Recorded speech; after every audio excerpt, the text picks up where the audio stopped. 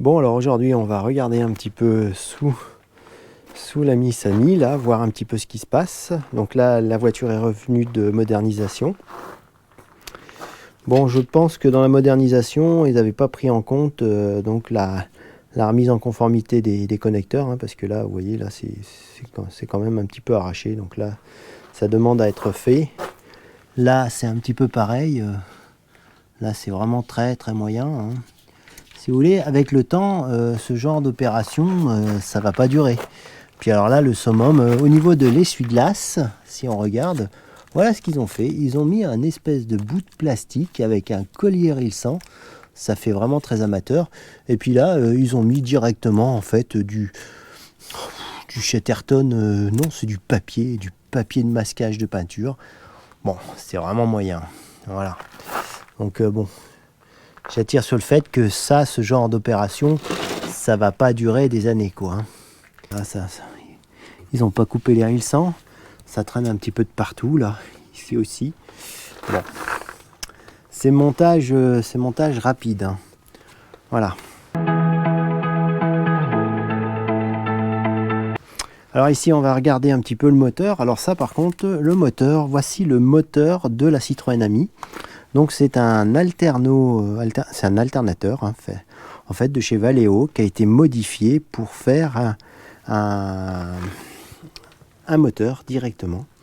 Alors c'est quand même très bien fait. Bon, l'intérêt c'est que celui-là il tourne en 48 volts, qu'il est efficient en effet, et que toute la partie électronique de commande et de puissance est inclus directement dans ce boîtier à l'arrière. Donc on a le moteur, le stator et le rotor. Et ici on a toute la partie électronique de puissance. Donc directement inclus. Là vous avez les deux tensions, la tension 48 volts. Alors l'intérêt aussi de ces moteurs, c'est qu'on est sur des tensions peu dangereuses, donc on peut intervenir.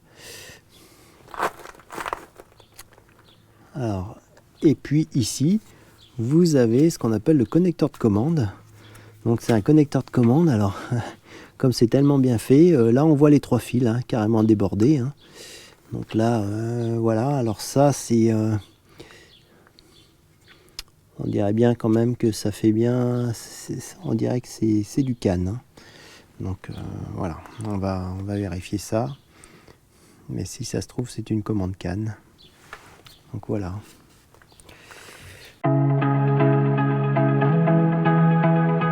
J'ai aujourd'hui mis la voiture de manière un petit peu surélevée en montant sur des parpaings. Bon, moi j'ai pas de cri, donc j'ai fait comme ça. Bon, c'est certes un petit peu dangereux, mais je vais pas la mettre la tête dessous, hein.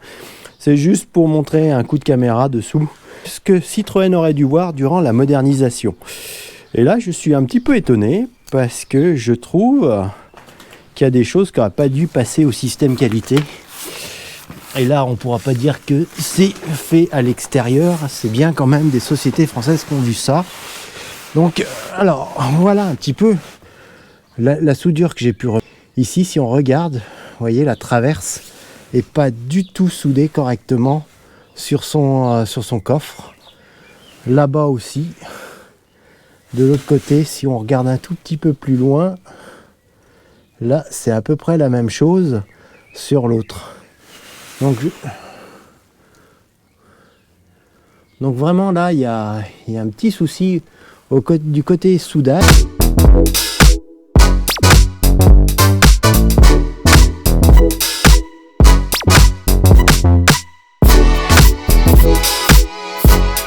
Et de la roue arrière gauche, plus exactement celle-ci.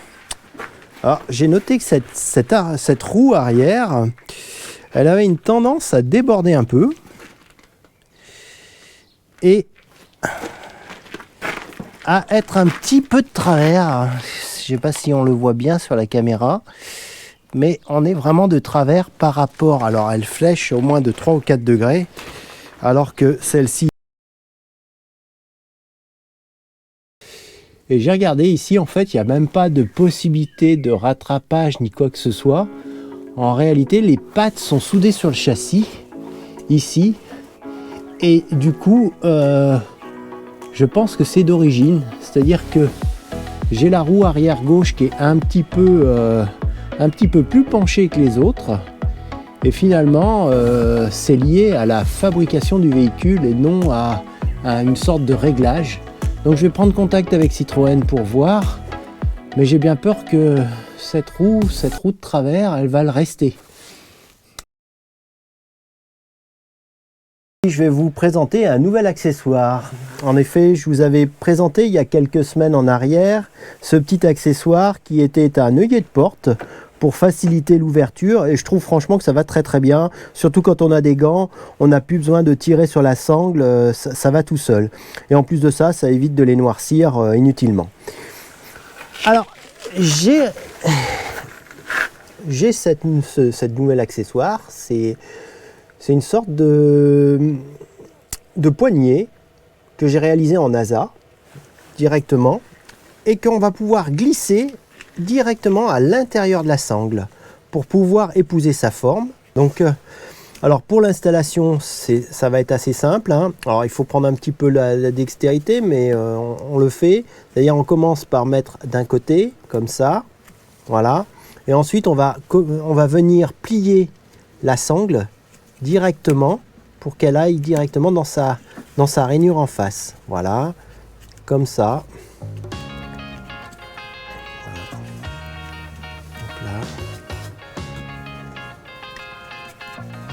Voilà, c'est pas compliqué en soi, il faut simplement prendre un petit peu de temps pour le faire. Donc, voilà. Il faut bien la plier par le centre et comme ça on arrivera facilement à la mettre directement dans sa rainure.